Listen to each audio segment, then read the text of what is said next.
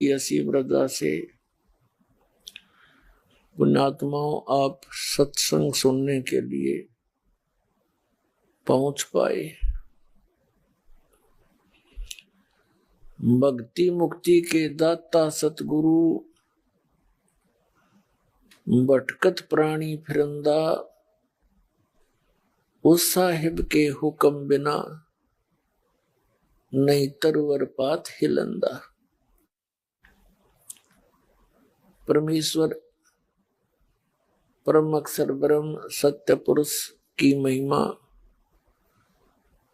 उन महापुरुषों ने जो बताई है, जिनको परमात्मा मिले हैं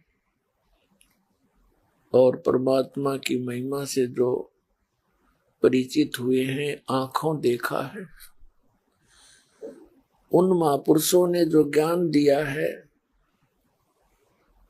वो सच्चा ज्ञान है, वो तत्व ज्ञान है, वो यथार्थ आध्यात्मिक मार्ग है। जैसा कि पवित्र वेदों में विधान बताया है परमेश्वर का कि वो परमात्मा इस काल के लोक में यथार्थ ज्ञान देने के लिए स्वयं ही आते हैं। उस पूर्ण परमात्मा सत्य पुरुष अर्थात कबीर साहिब की कृपा से ही प्राणी यथार्थ ज्ञान को समझ पाता है, अन्यथा ये 21 ब्रह्मांड का स्वामी, ये ब्रह्म है, सरपुरुष है, इसको काल पुरुष भी कहते हैं, इसको ज्योत स्वरूपी निरंजन भी कहते हैं। श्रीमद् भगवत गीता अध्याय नंबर 15 के श्लोक नंबर 18 में ये स्वयं कहता है कि अर्जुन, मेरे अंतर्गत जितने प्राणी हैं, चाहे वो स्थूल शरीर में है या जीव आत्मा रूप में, उनसे मैं श्रेष्ठ हूं, उनसे मैं तगड़ा हूं। इसलिए मैं लोक और वेद में पुरुषोत्तम प्रसिद्ध हो रहा हूं। तो जितने भी इसके अंतर्गत प्राणी हैं ये काल के अधीन हैं, चाहे ब्रह्मा जी, चाहे विष्णु जी, चाहे शिव जी, और ये यहाँ की मुख्य शक्तियां हैं तीनों। इनसे ऊपर की शक्ति इनके पिता ब्रह्म ज्योत निरंजन है। तो ज्योत निरंजन यानी काल का ये लोक है। काल का उद्देश्य ये है कि किसी भी प्राणी को यथार्थ आध्यात्मिक ज्ञान ना हो। यदि इनको यथार्थ ज्ञान हो गया तो इनका मन इस गंदे लोक से हट जाएगा और ये वहां जाने के लिए तड़प जाएंगे जिस लोक में अत्यधिक सुख है और यहाँ केवल दुख ही दुख है। दुख, महान दुख से हल्के दुख को हमने सुख मानकर उसमें हम मस्त हो गए और सतलोक के सुख की जब झलक आपको होगी, आप ऐसे तड़प जाओगे वहां जाने के लिए जैसे छोटा सा बालक, और उसको पता लग जाता है कि मेरी माता जी मेरे मामा के घर जा रही है छोटे भाई या बहन को गोदी में लेकर के, और वहां पर विवाह है किसी का। तो कई बार ऐसे होते हैं, विशेषकर पहले ग्रामों में बड़े बच्चे को छोड़ देते थे, घर पे यहीं रह, फिर आ जाना 1-2 दिन पहले। तो वो बच्चा फिर इतना रोता था, आए मैं भी मामा के जाऊंगा। तो पुण्यात्मा, आप जी को अभी ज्ञान नहीं हो सतलोक के बारे में, वहां क्या सुख है। तो जब आपको ये पक्का यकीन हो जाएगा सचमुच वहां पर ये सत्य वस्तु है, सारे सुख हैं, जन्म मृत्यु, वहां बुढ़ापा भी नहीं है और मरण नहीं है, वहां किसी चीज का अभाव नहीं है,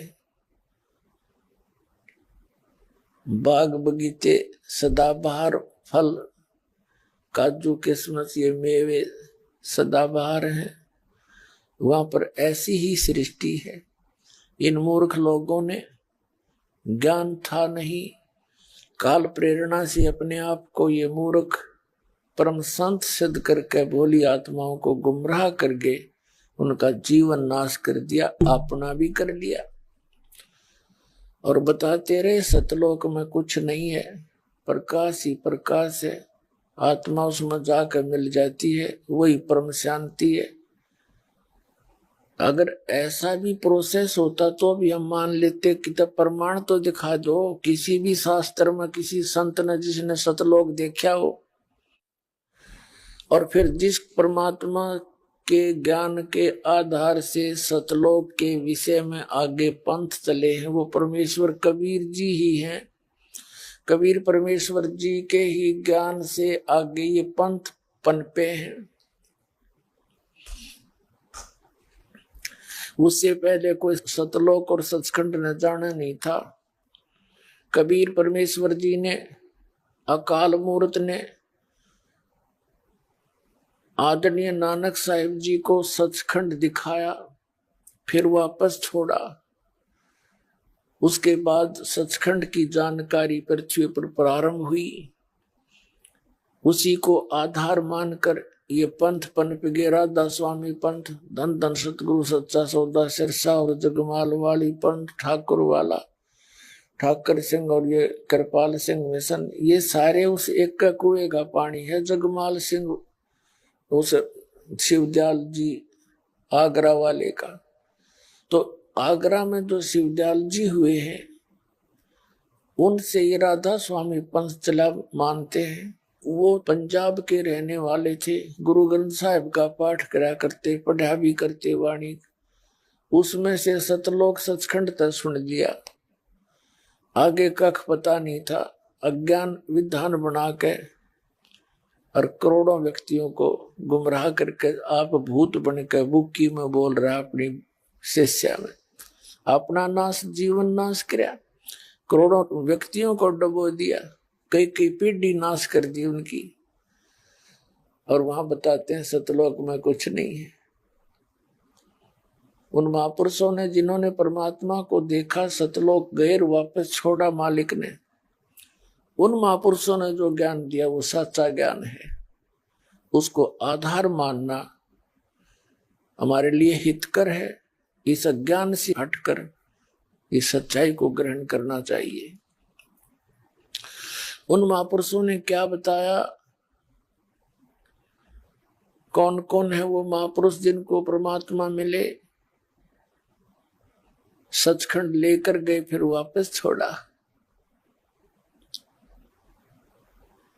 अजब नगर में ले गए हमको सतगुरु आने, जल के बिंब अगाध गति हम सूते चादर ताने।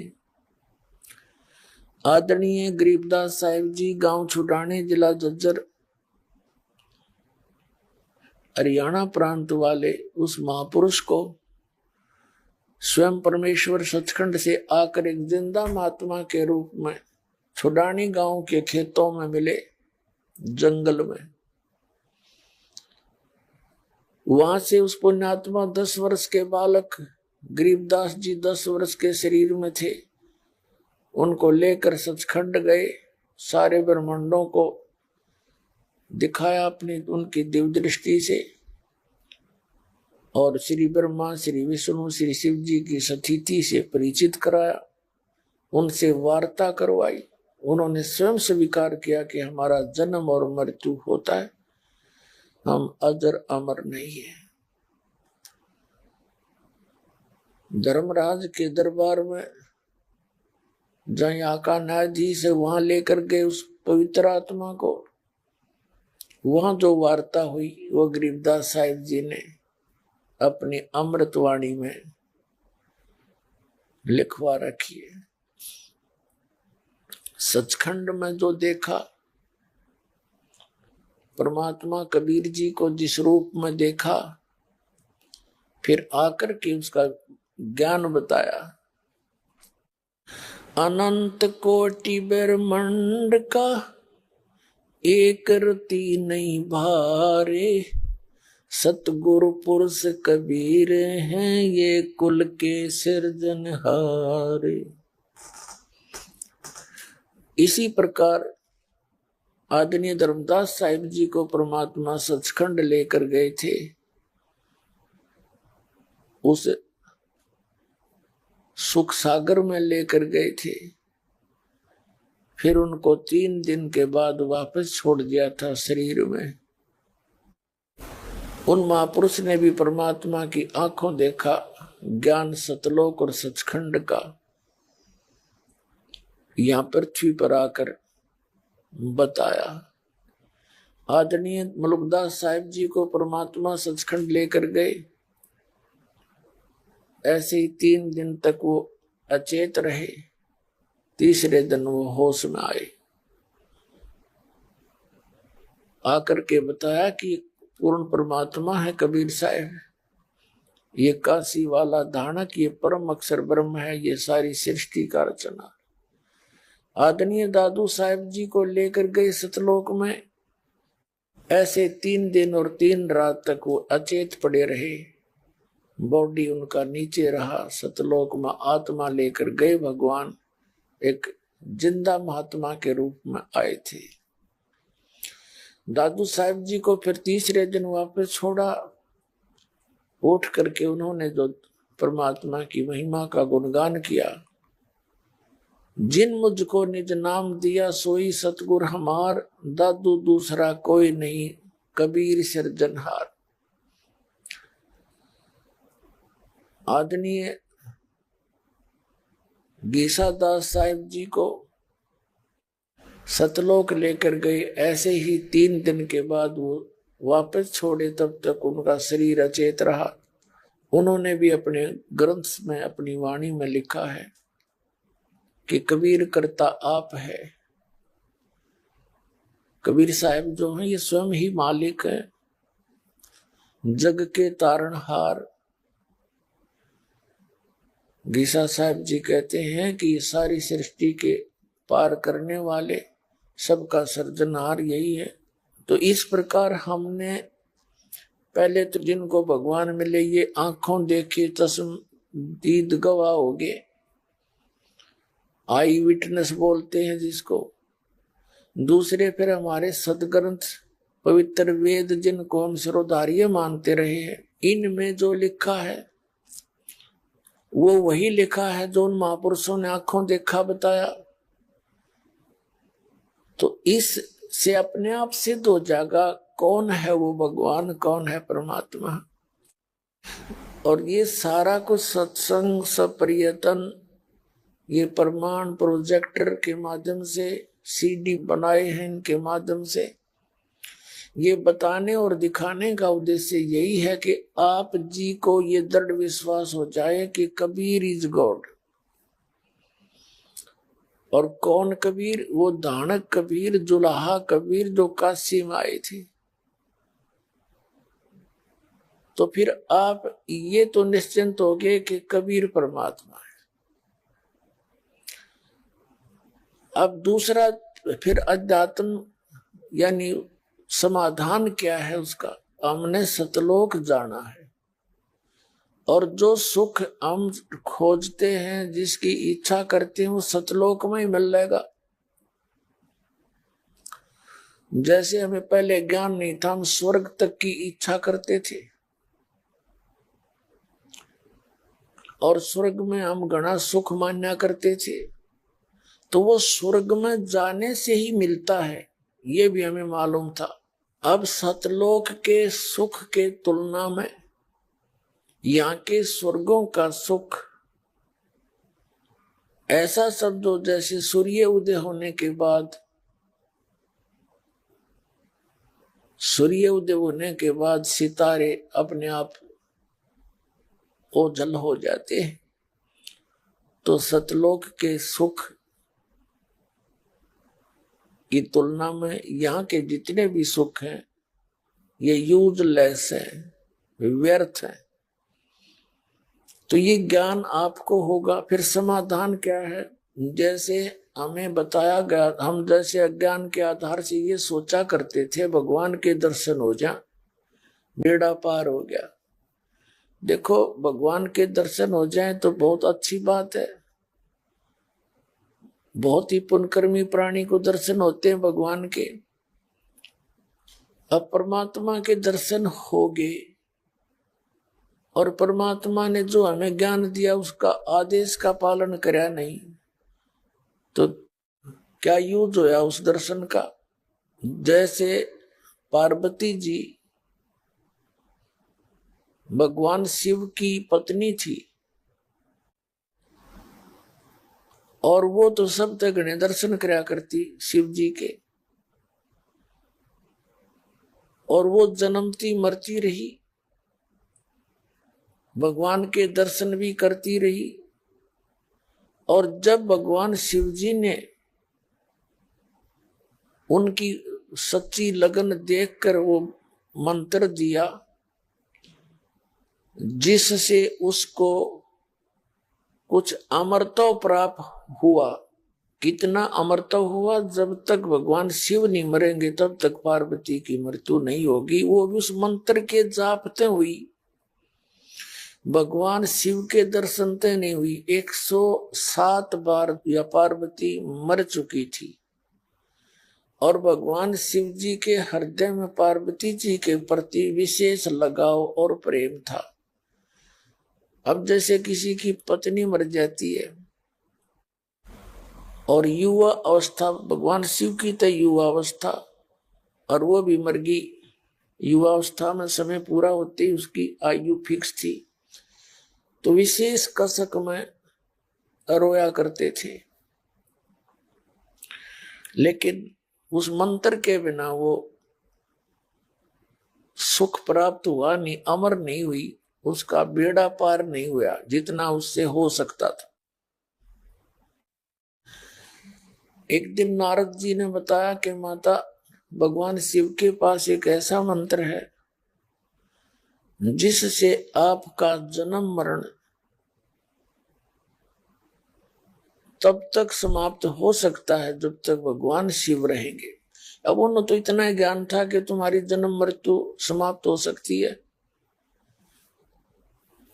अब कितनी हो सकती है वो तो इस तत्व ज्ञान से पता चला। और नारद जी ने ये भी बताया कि माता, आप 107 बार मर चुकी हो और 107 बार ये आपने भगवान शिव को ही पति चुना है।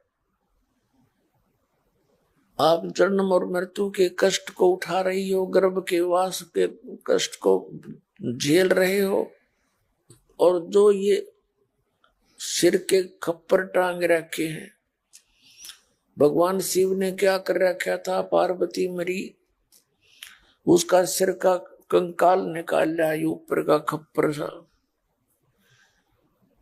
सिर का ऊपर का कटोरा सा तार कर उसमें माला में डाल ले। 107 टांग रखे उसने माला में। तब नारद जी ने बताया कि 107 ये आपके सिर हैं और 108वां जन्म आपका अब है। और भगवान शिव के पास एक ऐसा मंत्र है, यदि वो आपको मंत्र दे दें तो आपका कल्याण हो जावे। तो यह बात पार्वती जी के गले नहीं उतरी। कहने लगे, नारद जी, भगवान शिव के पास कोई मंत्र हो और वो मुझे ना दे, ये नहीं हो सकता। मुझे मरता वो देख ही नहीं सकते। तब नारद जी ने बताया कि ये ऐसा अनमोल मंत्र है माता, ये ऐसे नहीं दिया जा सकता। आप अभी तक उसको अपना पति मानती हो और पति जैसा व्यवहार करती हो, कभी कभी डांट भी लगा देती हो, झड़क भी देती हो, रुष्ट भी हो जाती हो, लेकिन आप उनको एज ए गॉड ट्रीट करो और अधीनी होकर के ये वस्तु मांगो। अति अधीन दीन हो प्राणी, ताको कहिए अकथ कहानी। किसी सत्र का भी ज्ञान लेना है तो आपको मिलेगा। नारद जी तो चले गए बता के, पार्वती की बेचैनी का ठिकाना नहीं रहा कि ये कैसे हो गया कि मुझे ना बताया उन्होंने नाम। लेकिन वो ये भी समझ गई कि ईब आकड़ पाड़न ते काम ना चले। आकड़ तो मैं पहला पाड़ा करती, करड़ी तो पहला होया करती, तो नम्रता तो बात बनेगी, नहीं तो वो कति नहीं बताओ। अब भगवान शिव जी आए घर पे, सैर सपट्टे को गए थे, तो पार्वती पहले तो जैसे पति पत्नी का व्यवहार होता है, चाहे वो कुछ भी है, उसी तरह व्यवहार करते हैं। कहाँ थे अभी तक, इतने लेट क्यों करोगे, इस तरह की बातें करती थी। उस दिन चरणों में मत्था टेक के रोने लगगी। भगवान शिव ने कहा, पार्वती किसने क्या कुछ कह दिया तेरे को? तो पार्वती जी ने कहा, जी आपके रहते मुझे कौन क्या कह सकता है। रोती रोती कहने लगी, लेकिन कहा भगवान मुझसे कोई गलती बन गई, आपने मुझसे एक अनमोल वस्तु छुपा रखी है। हे भगवान, मैं जन्मती मरती रहती हूं, आपके पास एक अनमोल मंत्र है, आपने मुझे वो बताया नहीं, मुझसे अवश्य कोई भूल बनी होगी।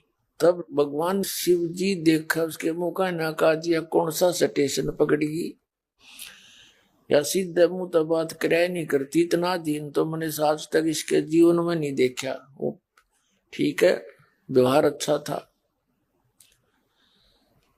तो कहने लगा कि आज ऐसा कौन भगवान आ गया, तेरी बुद्धि बदल गया, ये कौन उपदेशी कौन विधाता मिल गया जो तेरी बुद्धि चेंज कर दी जिसने। ये ज्ञान पार्वती तेरा नहीं। तब उसने बताया कि नारद जी आए थे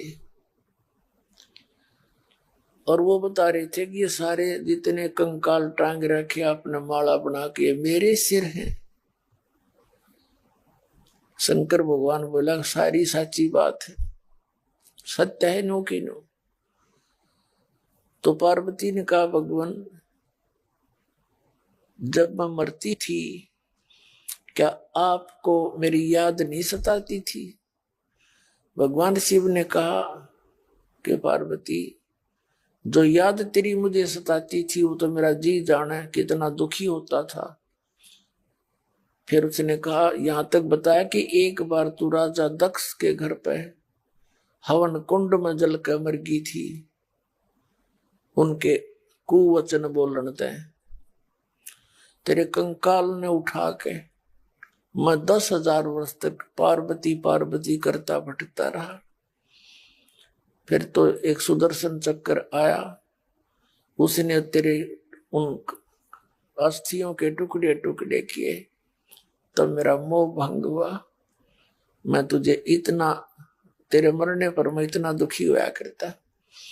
तब उसने कहा, भगवान फिर आपने ये मंत्र क्यों ना बताया मेरे ते, मेरी जन्म मृत्यु खत्म हो जाती। भगवान शिव ने कहा, पार्वती मेरी मजबूरी थी, मैंने बहुत बार कोशिश की कि पार्वती भक्ति कर ले, राम रटा करे, तो ये कह देती थी मैं किसकी भक्ति करूं, मुझे तो भगवान मिले हुए हैं, मुझे क्या जरूरत है भक्ति करने की। मेरे कहने से भी तेरा असर होया ना करता। और ये मंत्र जब तक प्रबल प्रेरणा ना हो ये दान नहीं किया जा सकता, ये संत पर भार बने। पार्वती जैसे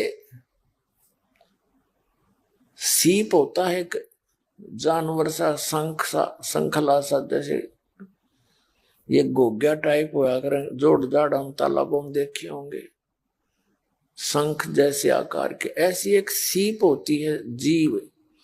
उसका ऊपर का शरीर बहुत सख्त होता है, हार्ड सा होता है। तो सीप समुद्र में रहती है और समुद्र के जल को वो मोती बनाने के लिए प्रयोग नहीं कर सकती। ऊपर से वर्षा होती हो और उस समय उस सीप की प्रेरणा होती है, जैसे उस सीप का मुंह खुल जाता है, उसके अंदर एक विशेष स्थिति पैदा होती है, उसका मुंह खुल जाता, अपने आप ऊपर आ जाती है और वर्षा हो रही हो और उस समय उसका मुंह खुला हो तो एक बूंद पर्याप्त है उसको। एक स्वाति बूंद से ही उसमें मोती बन जाता है। और सीप का मुंह खुला ना हो और चाहे सारा सामन बरस जा, उसका कोई यूज नहीं। तो पार्वती तेरे अंतःकरण की सीप का मुंह खुला नहीं था। मैंने कोशिश बहुत करी थी, मैंने कोशिश बहुत करी, पर वो मुंह खुला नहीं तेरा। और जब तक आपके अंदर प्रबल प्रेरणा नहीं होती तो यू नाम मैं दे नहीं सकता, और दे भी देता तो तेरे असर नहीं करता। आज नारद जी के वचनों से, सत्संग से तेरे अंदर एक न्यारी प्रेरणा है। आज मैं तेरी कसक देख रहा हूं। आज तेरा जो भाव है एक भगत जैसा है। आज तेरा भाव जो है भगत जैसा बन गया है। अब मैं तुझे ये नाम दूंगा और ये नाम अन्य किसी को बताना नहीं। अब जैसे कुछ लोग ये कह देते हैं कि तुम ऐसा क्या, तुम्हारे गुरुजी हैं कहते हैं नाम बताते नहीं, तुम गुप्त रखते हो, इसका कारण क्या है? ये तो सरेआम बताना चाहिए। देखो, जो भी कोई काम है, जो मास्टर है उस जॉब का, वो ठीक ठीक जानता है। तो ये मंत्र अनधिकारी के पास पहुंच जा तो उससे वो मंत्र जाप करेगा, उसमें सिद्धियां आ जाएंगी। और उसने उसके मेरिट और डीमेरिट का, उसकी लाभ हानि का ज्ञान नहीं होता तो उसका वो दुरुपयोग करता है। इसलिए ये मंत्र किसी को नहीं बताना चाहिए। और बताने से क्या होता है, जैसे एक भक्त ने किसी दूसरे को मंत्र बता दिया तो वो जिसको उसने मंत्र बताया वो उसका गुरु बन गया, और वो अधिकारी है नहीं। अनअधिकारी व्यक्ति ने अपना पासपोर्ट बना रखा हो और वो उसे नकल करके दूसरे का बना दे और अपनी मोहर मार दे, तो दोनों दोषी हो गए। अपना भी काम बिगाड़ा, उसको मिसगाइड कर दिया। तो दूसरे शब्दों में, जैसे ये राक्षस क्यों कहलाए, वही ऋषि थे, वह सारे सभी ब्राह्मण थे, और जिन्होंने मर्यादा पालन करी नहीं और भक्ति करते रहे तो उनमें दुर्बुद्धि ज्यादा प्रफुल्ल, तो वो दूसरे भक्त जो मर्यादा में रहते थे उनके साथ विरोध करने लग गए। उनकी क्रियाएं देखकर गुरुओं ने उनको रिजेक्ट कर दिया कि बाहर जाओ, यहां से निकलो एक तरफ। तो वो दूर चले जाते, फिर उनका समूह बन गया। जो व्यक्ति भक्ति मार्ग में बाधक होता है, गुरु लोग उसको समझाने की बहुत चेष्टा करते हैं, बेटा ये मर्यादा मत तोड़, ऐसे मत कर, ऐसे ना कर। जब वो नहीं मानते हैं तो उनको अपने मिशन से बाहर कर दिया जाता है। तो वो ब्राह्मण लोग ऋषि थे, ऐसे जो रिजेक्ट होते गए, कोबज छोड़ी नहीं, विकार त्यागे नहीं और भक्ति भी करते रहे। तो फिर वो दूर चले जाते, ठीक है हमने कोई जरूरत नहीं, हम अपने आप भक्ति तो कर ही रहे हैं, हम नाम ले ही लिया है। उनका फिर ग्रुप बन गया, उनमें दुर्बुद्धि थी ही, तो वो सिद्धियां तो उनमें आ गई, उन्हें कोबद शुरू कर दी। और जिस कारण से फिर राक्षस कहलाएगी। तो इसलिए भगवान शिव ने कहा कि पार्वती आज नाम दूंगा तेरे को, आज मेरी आत्मा घनी खुश होगी, और ऐसे स्थान पर दूंगा कोई पक्षी भी ना सुन ले इस मंत्र ने। अपने आत्माओं समर्थ के मुख से सुना हुआ कोई मंत्र है, सत्संग है, उसका विशेष प्रभाव होता है। अब उसका इसमें प्रमाण भी आपको मिलेगा। जहां आज अमरनाथ नाम से एक धाम बना हुआ है, वो अमरनाथ कैसे बना था उसकी ये सारी स्टोरी है, सुनो ध्यान से सुनना। उस स्थान पर एक सूखा वृक्ष था जिसके टहनी नहीं, पत्ते नहीं थे, सूखा खड़ा था। उसके नीचे जाकर उसके पास बैठ गए भगवान शिव और पार्वती, और कहा कि यहां इसलिए बैठे कि कोई पक्षी भी आ गया तो आता भी दिखेगा, क्योंकि पत्ते हैं नहीं, तो उसको उसमें मंत्र देना बंद करके उसको भगा दिया जाएगा। उस सूखे वृक्ष की खोगर में एक सुराख से होते हैं, बड़े बड़े पेड़ उड़ते भारे भारे, तो पेड़ खत्म हो गए, और उसके अंदर एक सुराख सा होता था, उसको खोगर बोल रहे हैं देसी भाषा में। उस वृक्ष की खोगर में एक तोता, मादा तोता ने अंडे उत्पन्न कर रखे थे। वो भगवान शिव को पता नहीं था, तो भगवान शिव ने वहां बैठ के पार्वती को बैठा लिया, एक आसन बिछा के आप भी बैठ गए, और वहां पर ऐसे जोर जोर से 3 बार तारी बजाई ने, इतना भयंकर नाद होया। आसपास के जितने भी पक्षी थे, पशु थे, वो इतने भयभीत हो गए, उड़ गए, भाग गए दूर। अब तब पार्वती जी को भगवान शिव ने कौन सा मंत्र दिया था?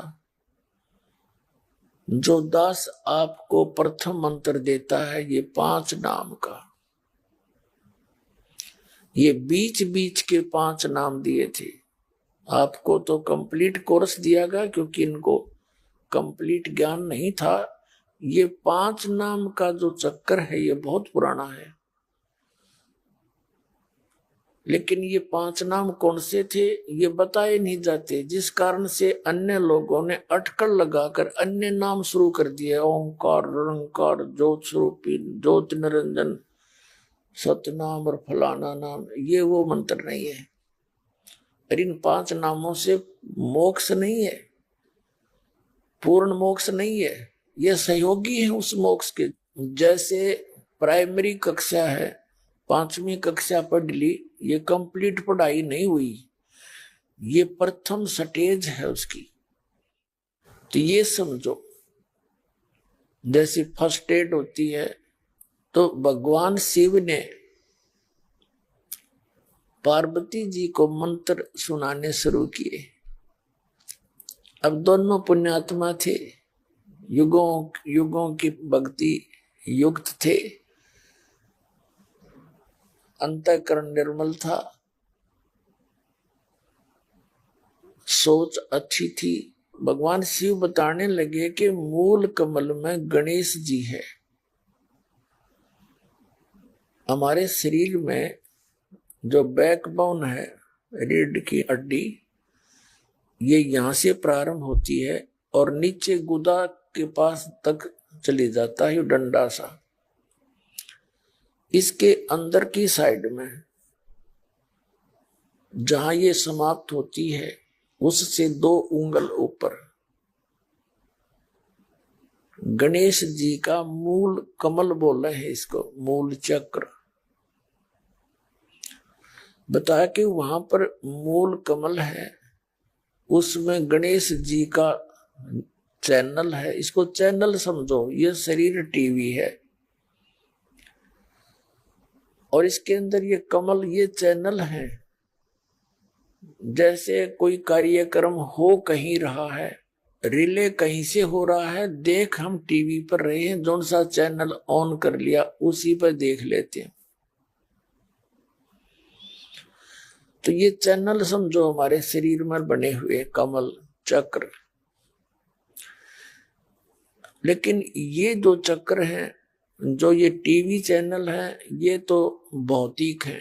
ये शरीर के अंदर भी भौतिक होते हुए भी आध्यात्मिक सिस्टम से चलते हैं। ये इतना अंतर है।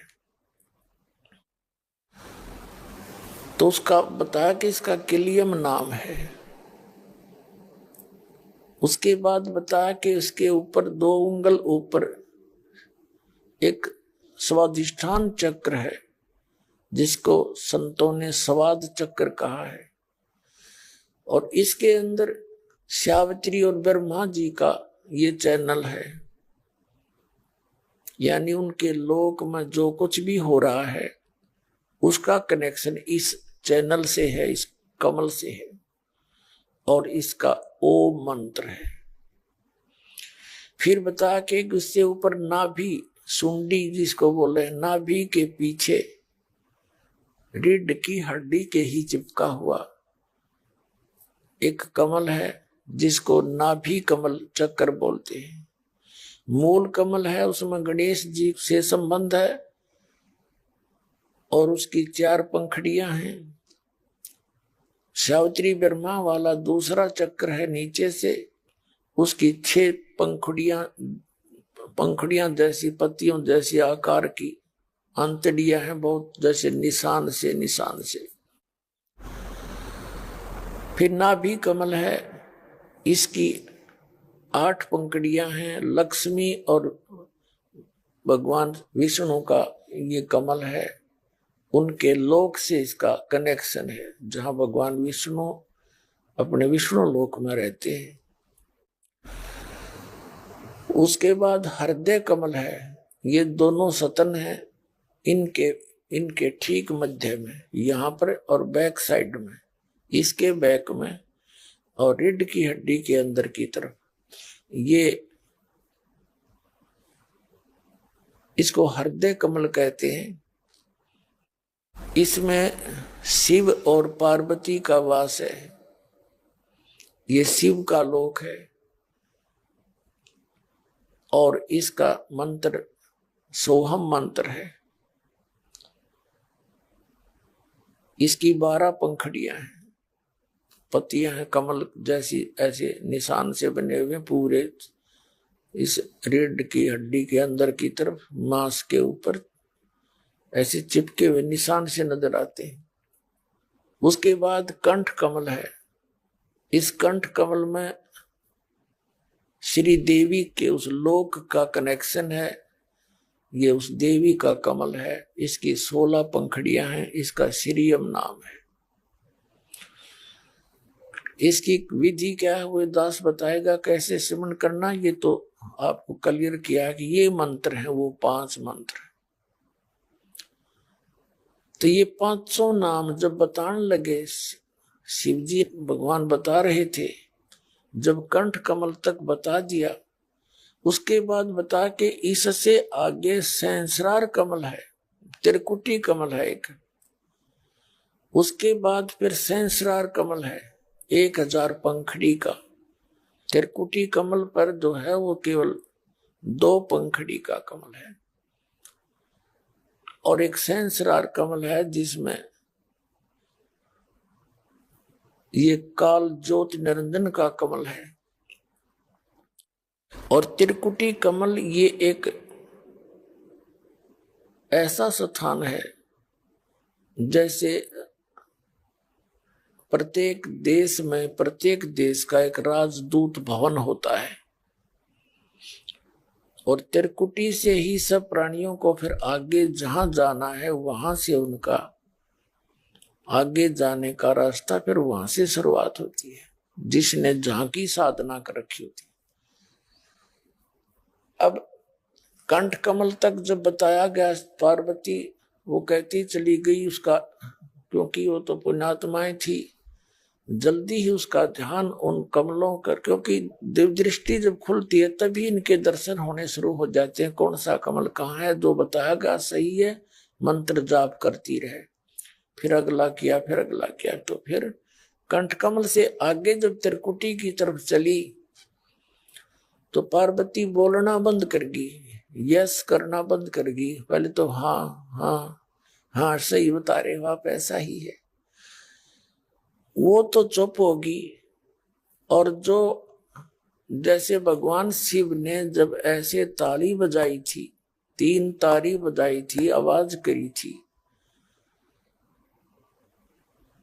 उससे क्या हुआ कि जो अंडे थे स्वस्थ उस सूखे वृक्ष की खोगड़ में, उस सुराख में, तो अंडे जो स्वस्थ थे वो तो पक्षी बन गए, तोते उसी से में उड़ के फुर गए। एक गंदा अंडा था जो खत्म हो लिया था, उसमें दोबारा कोई प्रक्रिया होने की संभावना बहुत कम रह गई थी। अब क्या हुआ, और वो जैसे पुण्यात्माओं ये अस्थियां जो उठाते हैं ना, अस्थियां क्यों उठाते हैं,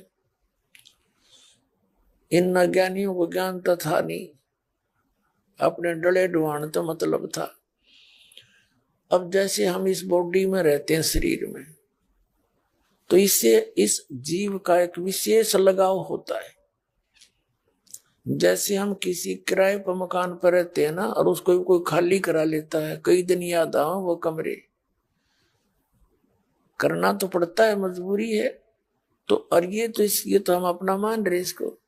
इसकी मृत्यु के उपरांत कुल के लोग तो इसको फूक फाक देते हैं, इसका नामो निशान मिटा देते हैं, और वो जाता है ऊपर अपना कर्म का अकाउंट करा के फिर उसको वापस भेज देते हैं, क्योंकि 13 दिन में इसका सारा प्रोसेस पूरा हो लिया। तपस्या पे भी जा लेता है, वहां भी कष्ट उठा लेता है, फिर अन्य सब अकाउंट करा के इसको जो भी अगला जीवन मिलना है वो मिल जाता है, इसको वापस पटक दिया जाता है। तो जब ये वापस वहां आता है उस क्षेत्र में, ये कहाँ जाता है, घर पे आता है। घर से पता लगता है कि तेरे शरीर को कहाँ शमशान घाट पर फूका होगा, वहां जाता है। तो वहां इसने एक हड्डी भी मिल जाती है ना अपने उस शरीर की, उसका चिपक जाता है, या मेरी है। वहां से फिर ये सेवड़े टाइप के जो जंतर मंत्र करनी है, ये नकमी आत्मा, ये उन हड्डियों को उठा ले जाती है, और वो भूत साथ चला जाता है वो प्राणी। फिर उसको वो अपने जंतर मंत्र से काबू करके उसका दुरुपयोग करते रहते हैं।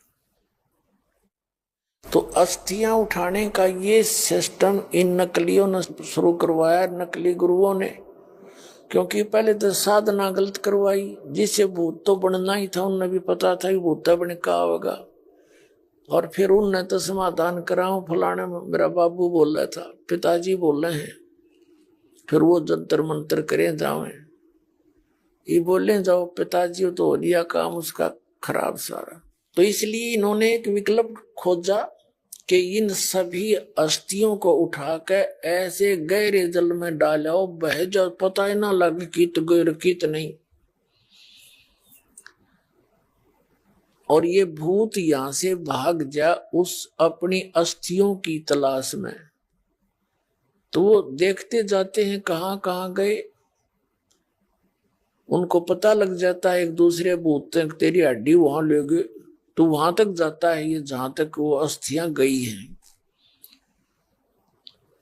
या तो वो ऐसे पकड़ा जाता अस्थि होगी तो नहीं, फिर वो वापस आ जाता वहीं पर जहां ये पहले रहा करता, वही आशा, जहां आशा था वासा हुई। तो इस प्रकार वो भूत ये अस्थियां उठाने की प्रक्रिया या न्यू सेलेक्ट की गई थी।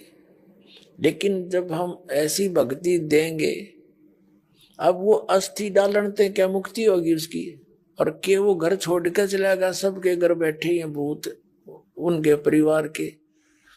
तो गलत साधना करने से जितने वर्तमान में प्राणी है ना मनुष्य, इनसे कम भी 20 गुना भूत हैं।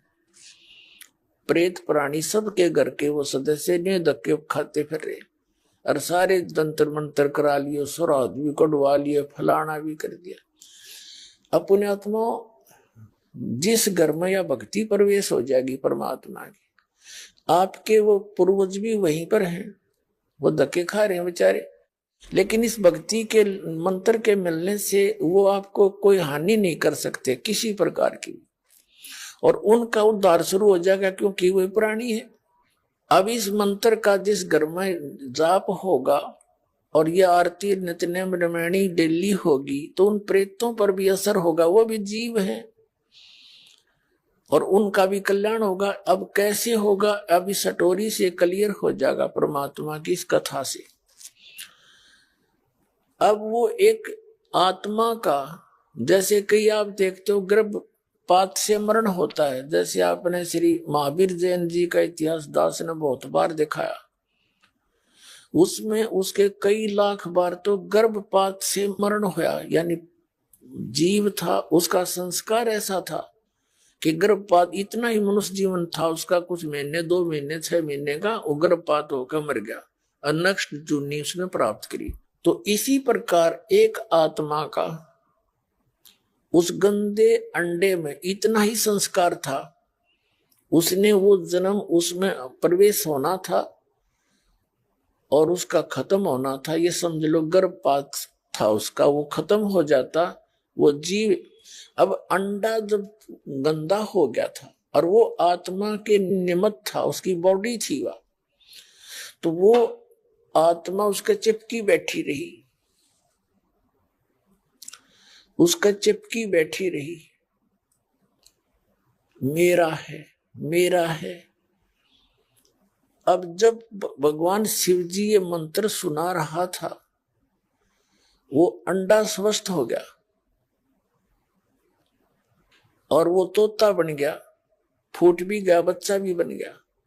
और बच्चा बन के पार्वती तो समाधिस्थ होगी, उसने बोलना बंद कर दिया जब इससे ऊपर चली गई, क्योंकि इस हमारे शरीर में बहुत से ऐसे नजारे हैं इन चैनलों के माध्यम से, जिसका जो चैनल ऑन हो जाएगा उसमें वो उस जैसे जो टीवी ऑन कर दिया उसमें जो भी कार्यक्रम चल रहा है वो दिखाई देने लग जाएगा। तो पार्वती का चैनल ऑन हो गया, वो उस चैनल में घुस गई, उसमें देखो जो क्या हो रहा है, कोई झरने बह रहे हैं, कोई डांस हो रहे हैं, फिल्म सी चल पड़ती है।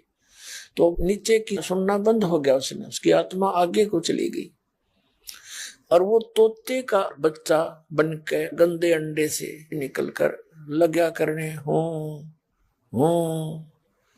अब भगवान शंकर ने देखा पार्वती तो बोल नहीं रही, मैं पूछ रहा हूं सुना है कि नहीं सुनती, तो आवाज कहां से आई? तो उसने देखा, तोते की तरफ देखा, खोगड़ की तरफ, वो तोता जो है फुर्र ही निकल के भाग गया। अब भगवान शिव ने सोचा इस नालायक ने मेरा मंत्र चुरा लिया, ये जब मनुष्य शरीर में होगा तो इस मंत्र को ये आगे किसी को देगा, अधिकारी यू है नहीं, नाश करेगा। तो भगवान शिव ने सोचा इस तोते न मार दूं। पार्वती तो वहां बैठी है, भगवान शिव जी उसके पीछे पीछे उड़ चल पड़ा, उड़ कैसे जीते, जान गया वो तोता भी एक बात बिगड़ेगी, बहुत स्पीड में भाज लिया। वेद व्यास जी ऋषि की पत्नी ने जमाई ली कुदरती, वहां शरीर छोड़ के तोते आला उसके मुंह के अंदर से अंदर प्रवेश कर गया पेट में। समय आने पर वहीं से उसने गर्भ धारण कर लिया और बच्चे का वहां शरीर उसको मिल गया, ऐसा कोई संस्कार बन गया उसका। अपना आत्मा देखो, अब इस मंत्र के देने का अधिकारी उस समय शिव ही था। और शिव ने जो दान किया अपनी पत्नी से, उसका तो असर होया और गंदे अंडे से तोता बन गया। वो आत्मा भी चार्ज होगी उस मंत्र से और उसको मनुष्य शरीर मिला। अब इससे बहुत से कंसेप्ट यानी शंकाएं बहुत सी समाधान हो जाएंगी। ध्यान से सुनते रहना। अब उसके गर्भ में जब समय आने पर वो अंदर था ही, और फिर उसको बॉडी बनने लगी जब उसमें प्रवेश कर गया, बच्चे का शरीर उसको मिल गया। लेकिन उसको इतनी चेतना रही कि बाहर जाते ही हमारे ऊपर एक बहुत जबरदस्त प्रभाव बन जाता तीनों गुणों का, और बाहर जाकर हम उद्देश्य भूल जाते हैं। मनुष्य जीवन किस लिए मिला था? इसका उद्देश्य केवल आत्म कल्याण के लिए है। बाकी तो हम वैसे जैसे संतान उत्पत्ति हमारे संस्कार है। थोड़ा बहुत झोंपड़ी मकान बना लेना आवश्यकता है, रोजी रोटी के लिए पेट के लिए कार्य करना ये भी आवश्यकता है, लेकिन मूल उद्देश्य क्या है? केवल परमात्मा की सत साधना और मोक्ष कराना है। तो ये हम भूल जाते हैं। और जो परंपरागत हमारी क्रियाएं हैं, जो जैसे भी जिस परिवार में कुल में जन्म होता है, उन्हीं में हम रंग जाते हैं और उद्देश्य भूल जाते हैं। तो इस डर से वो बाहर नहीं आया कि बाहर जाते ही तीनों गुणों का प्रभाव, त्रिगुणमयी माया, रजगुण ब्रह्मा, सतगुण विष्णु, तमगुण शिव जी से निकल रहे ये तरंगे ये जीव को अचेत कर देती है। तो ये 12 वर्ष तक मां की गर्भ से नहीं निकला। 12 वर्ष जब हो गए तब भगवान शिव आए पीछे पीछे। तब उसी समय की कहानी है। शिव जी आए पीछे पीछे और उसको कहने लगे व्यास की पत्नी को कि हे व्यास की पत्नी, तेरे गर्भ में मेरे मंत्र का चोर है, मेरे ज्ञान का चोर है, इसको मैं मारूंगा। अब वो उसकी व्यास की पत्नी कहने लगी महाराज मुझे तो ज्ञान नहीं, क्या बात होगी, कुछ कहानी सुनाओ। कि इसने मेरा मंत्र सुन लिया, पार्वती को मंत्र दूं था, ये ऐसे ऐसे था, क्या बात हुई, कैसे छुपा रहा ये, और ये मेरा मंत्र सुनकर ये अमर हो गया, और इस मंत्र को यू आगे और बताएगा तो समस्या हो जाएगी। तो व्यास की पत्नी कहने लगी हे महात्मा जी, हे भगवान, एक तरफ तो आप कहते हो आपके मंत्र सुनते यू अमर हो गया, वो अमर हो गया तो आप मारोगे कैसे इसको? अब शिव जी इस बात से परिचित हुए सचमुच, जब तो वापस आ गए। फिर 12 वर्ष तक ये गर्भ से बाहर नहीं आया इस डर से। अब देखो पुण्यात्मा, इस अध्यात्म शक्ति के कारण जो भगवान शिव से इसने वो सुना था, उससे उसमें इतनी चेतना होगी, इतना चार्ज हो गए, अपनी सब इच्छा से बाहर नहीं आया और वहां बैठा रहा। तब तीनों देवता इकट्ठे होकर आए। उसकी मां ने उसका गर्भ में नाम रख दिया सुखदेव। बेटे ने मेरे को कोई परेशानी नहीं इसके गर्भ में रहने से, नहीं तो 9 महीने में माता परेशान हो जाती है। और व्यास की पत्नी कहती है कि इस पुत्र के बच्चा अंदर है, मुझे कोई दुख नहीं।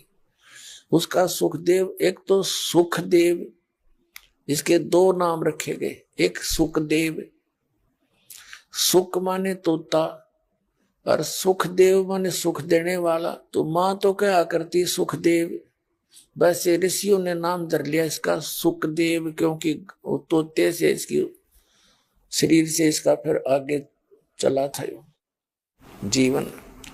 तो तीनों देवता आके कहने लगे सुखदेव तू बाहर आ जा, तेने तो हमारी सारी परंपरा खराब कर दी। 12 वर्ष तक माताएं तो चलो आपके अंदर तो ऐसी व्यवस्था है परमात्मा की कृपा से, आपकी मां तो दुखी नहीं, लेकिन ऐसे जब बिगड़ गई सारी परंपरा तो 12 वर्ष तक माताएं कैसे गर्भ में बच्चों को रखेंगी? 9 महीना में तंग हो लेती है, तो बाहर आ जा।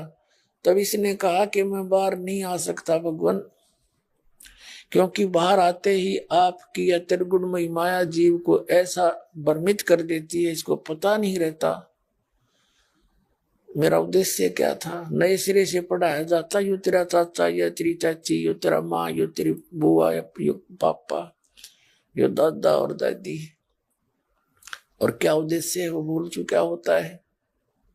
इसलिए परमात्मा आते हैं, संतों को भेजते हैं, इस भोले आदमी ने फिर जगाओ, इसके नशा तारे, काल की भांग उतारे, बाहर आते इसके ऊपर ऐसा असर हो जाता है। तो इसने कहा मैं नहीं आ सकता, आप अपनी या माया रोक लो थोड़ी देर, जब मैं बाहर आऊं इतना। अब ये कहने लगे भाई इतना प्रेशर मारे तो बिना रुक के ज्यादा देर हम रोक नहीं सकते, ये हमारे बस की बात भी नहीं है, हम तो इतनी देर तो रोक सकते बस, यानी एक क्षण सेकंड का भी कुछ हिस्सा, इससे ज्यादा हमारे बस की बात नहीं, इसको रोक सके। तब उसने कहा कि तुम इतनी देर रोक दो। कहते तीनों देवा थम भी माया, और उधर गर्भ से बाहर आया, तब वो बाहर आ गया एकदम सेकंड के अंदर। वो तीनों देवता चले गए, वह चलियो तो मुकदमा हल होया। अब जो दास आपको बताना चाह रहा है कि भगवान के दर्शन से नहीं, उस मंत्र से लाभ होगा। अब सुखदेव की कहानी तो अलग बन जाएगी, उसको छोड़ देते हम, फिर वापस आते हैं।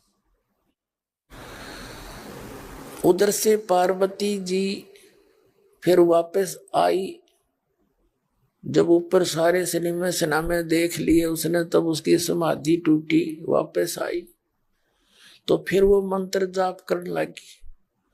उस मंत्र के डेली जाप करने से पार्वती जी का इसको इतना अमृतत्व मिल गया, जब तक भगवान शिव रहेंगे इसकी मृत्यु नहीं होगी, फिर ये दोनों मरेंगे।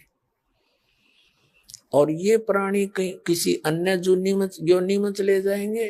अन्य आत्माएं, पुण्य आत्माएं जो, उनमें से एक शिव और पार्वती फिर से काल सेलेक्ट करके ऐसे ही प्रोसेस उसको उनका फिर बना देता है। अब जो अमरनाथ है, जहां पर ये श्रद्धालु इन नकली गुरुओं के भ्रमित किए हुए कल्याणार्थ जाते हैं, अमरनाथ के दर्शन कर लेंगे, हमारा मोक्ष हो जाएगा। अमरनाथ एक वो स्थान है, एक केवल यादगार है।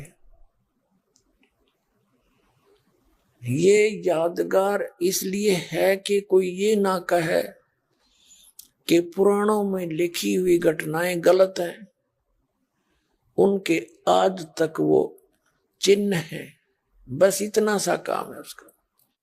वहां जाने वाले व्यक्ति को वो लाभ नहीं हो सकता जो पार्वती को हुआ। अब ये वो मंत्र जो पार्वती जी को मिला, उसको दान करने वाला अधिकारी संत आप जी को कहीं भी मिल जावर, कहीं नाम दे दे, आपके लिए वो स्थान अमरनाथ है जहां से आपने वो अमर मंत्र प्राप्त हुआ। उस स्थान का फिर कोई लिंक नहीं रहता, याद जरूर रहेगी कि भगवान मेरे भाग उस स्थान पर उदय हुए थे, मुझे ये मंत्र मिला। इतनी तो श्रद्धा उस स्थान की रहती है, लेकिन उस स्थान का अन्य के लिए कोई योगदान नहीं है। आपके हृदय में वो जगह रहेगी कि मुझे मंत्र कहाँ मिला, कहाँ रजा हुई थी। इस दास को भी पता है मुझे मेरे ऊपर कहाँ रजा हुई थी। नजफगढ़ के अंदर एक छोटा सा आश्रम था गुरुजी का, और वहां नाम मिला था मुझे। अब मेरे लिए वो नजफगढ़ का वो स्थान, वो कमरा जहां मुझे हाल में नाम मिला था, वो है मेरा अमरनाथ। लेकिन उससे हमारा कोई लिंक नहीं। उस स्थान से याद जरूर रहेगा कि वहां रजा हुई थी मालिक की।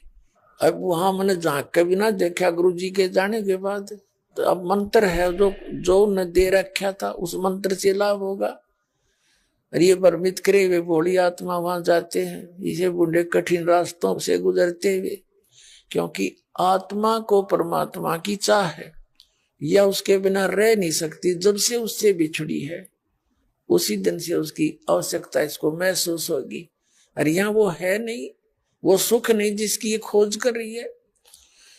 और वो सुख मिलेगा कैसे, वो खुद बताने आए कि ऐसे साधना करोगे तो उस सुख में स्थान पर चले जाओगे जो सुख सागर है। यहाँ कोई सुख नहीं इस 21 ब्रह्मांड में। आपने चाहे आप राष्ट्रपति बन जाओ पूरी पृथ्वी के, और चाहे आप स्वर्ग के राजा बन जाओ, इंद्र की पदवी पा लो, चाहे ब्रह्मा विष्णु महेश की पदवी पा लो, सबसे सर्वोच्च पोस्ट है यह, तो भी जीव सुखी नहीं। ब्रह्मा विष्णु महेश की इतिहास देख लो पुराणों में, ये कितने सुखी है। खुद भगवान विष्णु जी स्वीकार करते हैं श्री देवी पुराण में कि मैं अधिकतर समय तप करता रहता हूं, बैटरी चार्ज करता है, सिद्धियां प्राप्त करता है, और फिर राक्षसों के साथ लड़ता हूं, उनको मारता हूं। मेरा ये परम कर्तव्य है। थोड़ा बहुत समय मिला, फुर्सत मिली तो लक्ष्मी के साथ थोड़ा बहुत समय सुख का व्यतीत करता हूं ना। अधिक समय मेरा ये डले डोण में जाता है, तो क्या सुख इनको। इतिहास देख लो इनके क्या क्या हाल हुए। जैसे भगवान शंकर के साथ वो भस्मागिरी ये दुश्मन बन गया, उसी की पूजा करके ले लिया वो भस्म कंडा। और भी बहुत से इतिहास है इनके। जैसे भगवान विष्णु जी को श्राप दे दिया नारद जी ने कि तू मेरे की तरह एक पत्नी की, अपनी पत्नी के योग में एक जीवन दुख पावेगा। अब वो सारा काम हो गया उसके साथ।